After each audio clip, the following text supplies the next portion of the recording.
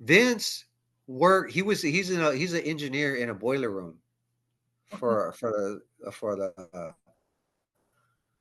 the county hospital, San Joaquin County Hospital. So he worked nights at the time. For a long time, he was working nights. I think his shift was 10 p.m. to 6 a.m. Oh wow. And Okay.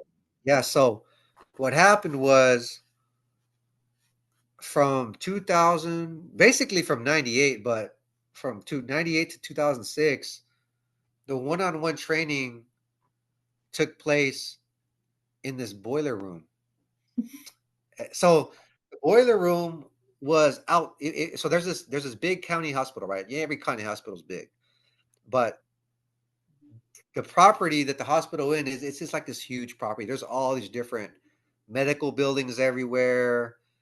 There's maintenance buildings everywhere. You know how and there was this one huge building that was the size of a warehouse that was actually a boiler room.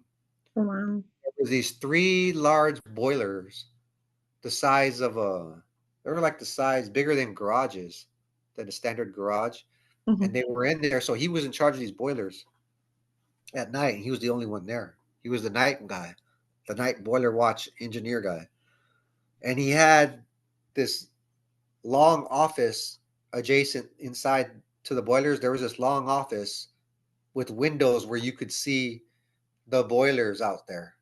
Oh wow. So we can see the boilers just sitting in the office, and then there's these business chairs, like office chairs, like the one I'm sitting in, and then there's computers everywhere, and then we just trained in there. Oh wow. Yeah, so I would probably get there like about 11:30 at night. Okay. So I drive up in the hospital, park outside, and even the security guard guys got to know me, and I'd go in there and I'd train with them in the boiler room from like sometimes like, or sometimes we would have a cup of coffee first. Yeah. But we would train from like at least like 11:30 midnight, around midnight to like 3 in the morning. Oh wow. We would just train. He would just show me the advanced training. When I graduated from the advanced training, we started the master's training. Actually, the master's training was overlapped. Okay. Like he started teaching me masters when I was kind of almost getting done with the advanced curriculums. So there were Hmm. curriculums he had. So they kind of like, I was already starting when I was already almost completing the curriculum of the advanced training, which was in 2003. We were already training master's techniques. So master's techniques are pretty much, you got to learn how to counter every technique you've ever learned in at least two different ways, Okay. at least, if not more, depending on the technique. So that's masters are basically counters, counters for counters. So everything that you were so drilled on, that you like we talked about in the beginning when we were all starting, I just do the same thing over and over and over and over and over. And then you train advanced techniques, you start your advanced training, and you're doing everything now. But now the only difference is your advanced training, you're training it with him.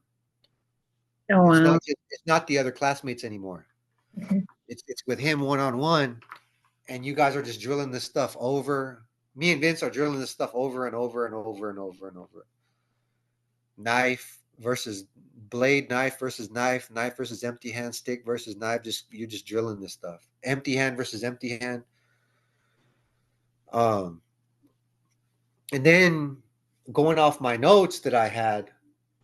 So while we go down this list of techniques we had, and like the ones I showed you earlier in my binder. Hmm. Okay, we're gonna how do we counter this one? So now we're gonna go through all of my advanced training that I have written down, and we're gonna make start a new page, and I'm writing little index cards to myself. What goes to what move? This is Yeah. how you this is how you counter that. This is how you counter that. This counters that move. See page 29. See page 50. I'm doing. I know it's hard to see on there, but that's how I write it. So Okay. now I'm learning. I'm writing down how to counter every moves on another stack of another notebook. See, so because this right here, this is all just the end result, but really these were all different notebooks at one time.